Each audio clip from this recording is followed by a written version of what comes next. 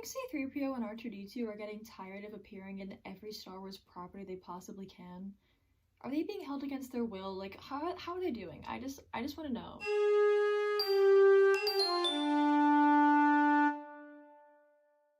Welcome back to Rebels Revisited. I hope you all had fun with my Spark of Rebellion discussions.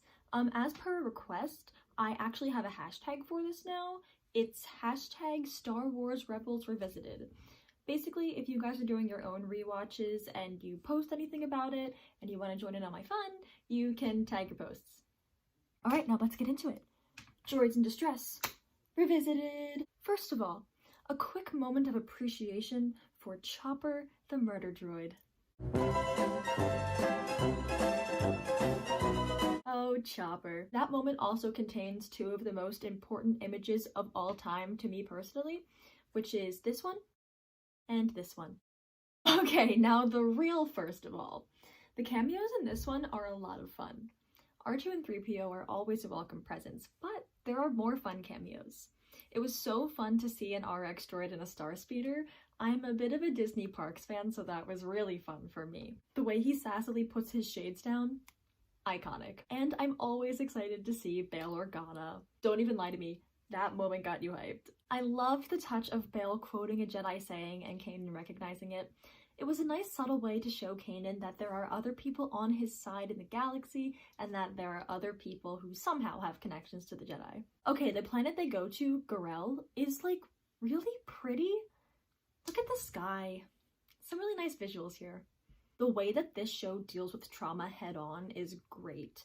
I really appreciate the way it consistently acknowledges that these characters are traumatized. Obviously, it's not like an incredible and accurate depiction of PTSD. I'm not saying it is, but what I am saying is that the show doesn't shy away from addressing the fact that these characters were put through the ringer and it still affects them. This is one of the things I most admire about Rebels, and it will definitely continue to come up as I talk about the series. So in this episode, it's with Zeb. He sees the ion disruptors and has an immediate reaction. Like, you watch this and you get the idea that this is a trigger for him. Sabine describes what kind of damage these things do, and Zeb says that's not why they were banned. And Steve Blum's delivery of that line is so good.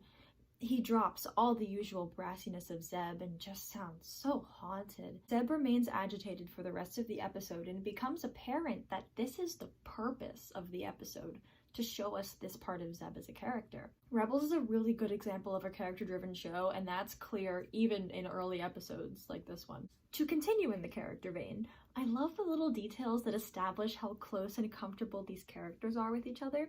Like this scene where Hera explains Zeb's past to Ezra and asks about his Jedi training. There's something wonderfully familial and casual about it. Or how Hera calls Kanan love for the second time in 2 episodes. Platonic love or not, there's a lovely casual intimacy to it. Finally, Kanan and Zeb are very platonically intimate in this episode, and I really appreciate that.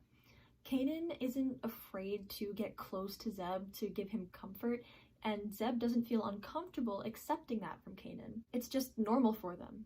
I like seeing this between them specifically because their friendship isn't really explored in the series, but it's clearly very deep and strong. I feel like they could definitely have a unique friendship and a unique understanding of each other because they both lived through genocides. I love how these characters in general actually are pretty vulnerable with each other on a regular basis. Not all of them. Like, I wouldn't say that Sabine is naturally vulnerable, but on the whole, these characters are pretty vulnerable pretty often. They function so healthily as a family unit. Like, they totally cut down the idea that being vulnerable is weak or unmasculine. And this aspect of the show is incredibly important to me, and it's one of the reasons why it ended up being one of my favorite shows of all time. While we're on relationships and strong character moments, the brotherly relationship between Zeb and Ezra is extremely important to me personally. The way Ezra was so emotional over Kallus getting ready to finish Zeb off that he did a whole big force push despite the fact that there's all that tension between him and Zeb. It's just... And I love Ezra's reaction to that force push too, like he's scared of what he just did. It's interesting to watch this struggle play out of Ezra being really strong with the force and no one having the experience or resources to effectively help him control it. And it's sort of a running thread in the series. Kudos to Kanan for basically learning on the job. This might be controversial, but I do think that he's the best teacher put to screen in Star Wars, but the man was in over his head. And the show doesn't shy away from that fact, but the man was in over his head. Lastly, let's cover the Zeb versus Kallus fight. Holy space waffles, you guys. 1. The choreo and camera work, the choreo and camera work was a little bit awkward, but I think the fight still looks really cool. 2. The emotional content here. You guys, imagine being Zeb. He's already dealt with the disruptors today. And now, Kallus whips out the bow rifle, and that's mocking him. That's mocking Zeb in the cruelest way, you know? To hear Kallus say, I gave the orders to use the disruptors, and to see him fight with the bow rifle of an honor guard he personally killed, that's horrible. That is gut-wrenching, and I don't know how to put the weight of how this feels to me in words. Zeb has so little left of his beautiful, beloved culture. He has so little left of the days where he was a proud honor guard.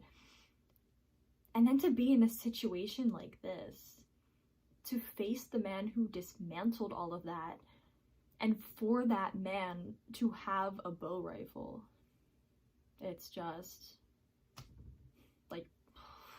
it's just...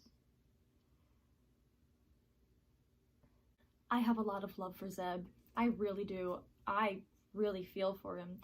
He's been through a lot, and he's way more complex than people tend to acknowledge. Actually, my single, real problem with the series is that, Zeb stopped being complex after season 2.